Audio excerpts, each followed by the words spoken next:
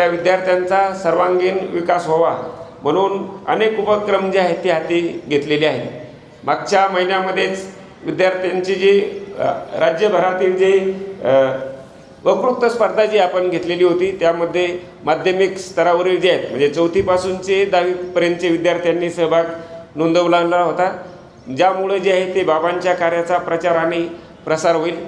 सोबतच देशभरातील वेगवेगळ्या राज्यांमध्ये जे आहे बाबांच्या कार्याचा प्रचार आणि प्रसार व्हावा म्हणून जे कीर्तनकार आहेत, प्रवचनकार आहेत, साई कथा करतात त्यांची सुद्धा नेमणूक जी आहे ते इथून पुढच्या कालावधीमध्ये करण्यात येणार आहे।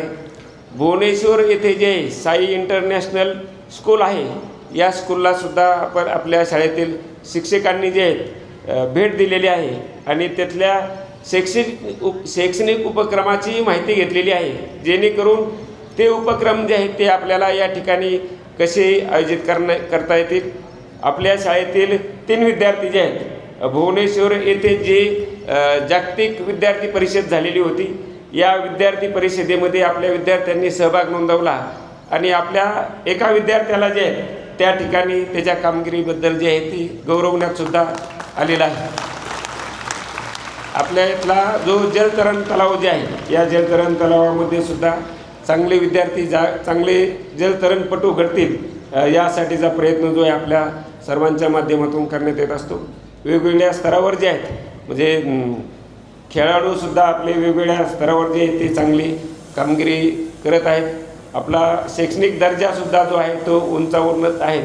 यासाठी आपल्या शैक्षणिक संकुलामध्ये जे शिक्षक मेहनत घेत आहेत त्यांचे आणि त्यांचे सुपरविजन करणारे सर्व प्रशासकीय अधिकारी असतील, उपमुख्य कार्यकारी अधिकारी असतील, त्या सर्वांचं मी या ठिकाणी त्यांचं अभिनंदन करतो।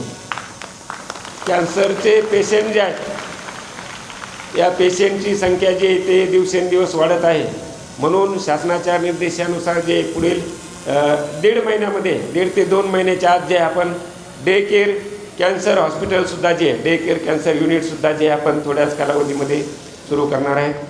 कंत्राटी कर्मचारी जे आहेत कंत्राटी कर्मचाऱ्यांचे जे वैद्यकीय जे आहे त्यांचे वैद्यकीय क्लेम्स जे आहेत त्यांना वैद्यकीय जी ट्रीटमेंट जी आहे ती सुद्धा संस्थांमध्ये मोफत सुरू केलेली आहे। ती त्यांची बऱ्याच दिवसांची मागणी होती, तर वैद्यकीय सुविधा जी आहेत ती संस्थांमध्ये सुरू केलेल्या आहेत। बरेचसे प्रश्न जे आहेत ते सोडवण्याचा प्रयत्न केलेला आहे, काही राहिलेले आहेत ते सुद्धा इथून पुढच्या कालावधीमध्ये सोडवण्याचा प्रयत्न केला जाईल।